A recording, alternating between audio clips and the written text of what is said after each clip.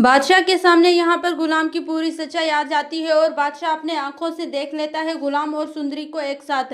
और दूसरी तरफ यहाँ पर बादशाह जब अपने बाप के पास आता है और उससे आकर कहता है कि आपने ये कैसे कर दिया, मेरा रिश्ता तय, क्योंकि मैं तो उस लड़की से हरगिज भी प्यार नहीं करता हूँ और मेरी जिंदगी का इतना बड़ा फैसला है और वो आप मेरे बगैर कैसे रह सकते हैं। तो यहाँ पर उसका बाप कहता है कि ये तुम्हें आज क्या हो गया है और तुम ये कैसी बातें कर रहे हो। तो यहाँ पर बादशाह अपने बाप से कहता है कि आपने जो मेरा रिश्ता किया है, मैं हरगिज भी उस लड़की के साथ शादी नहीं करूंगा। तो यहाँ पर जहांदाद अपने बेटे से गुस्से में आकर कहता है कि अगर तुम उसी लड़की से शादी करना चाहते हो जिस लड़की को तुम पसंद करते हो, तो उस लड़की को आज ही मेरे सामने तुम्हें लेके आना है।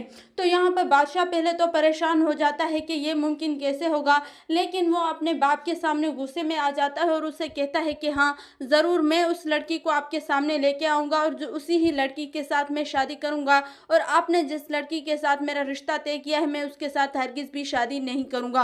और दूसरी तरफ यहाँ पर गुलाम जब सुंदरी को लेके आ रहा होता है अपने घर में और यहाँ पर बादशाह उसे कॉल कर देता है और उससे कहता है कि एक बहुत ही बड़ा मसला हो चुका है और तुम्हें मेरी मदद करनी चाहिए। तो यहाँ पर गुलाम कहता है कि हाँ, मैं तुम्हारी मदद ज़रूर करूँगा। और उसके बाद यहाँ पर बादशाह इन दोनों के ही पास आने वाला होता है और आकर गुलाम से कहता है कि मुझे तुमसे एक बहुत ही ज़रूरी बात करनी है। और यहाँ पर गुलाम परेशान हो जाता है कि ये बादशाह अगर यहीं आ जाएगा और सुंदरी और मेरे मुझको एक साथ देखेगा तो इसके होश ही उड़ जाएंगे और मुझे अभी इस बात का कोई तो हल निकालना पड़ेगा।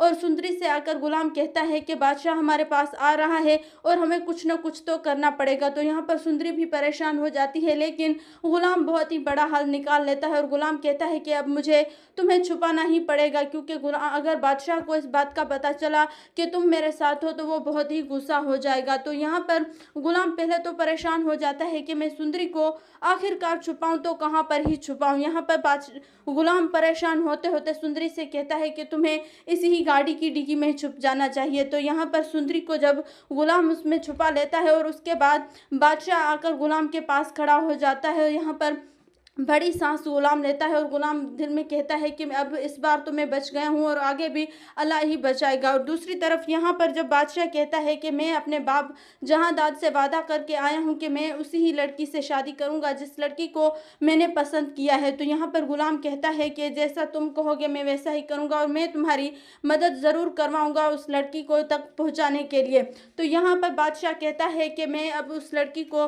ढूंढना चाहता हूँ और उसके ही साथ शादी करूँगा। तो यहाँ पर गुलाम को इस चीज़ का पता नहीं होता कि बादशाह उसी ही लड़की को पसंद करता है जो लड़की उसके साथ है। और यहाँ पर बादशाह और गुलाम एक दूसरे के साथ मिलकर उस लड़की को ढूंढने की तलाश में निकल जाते हैं दोनों ही।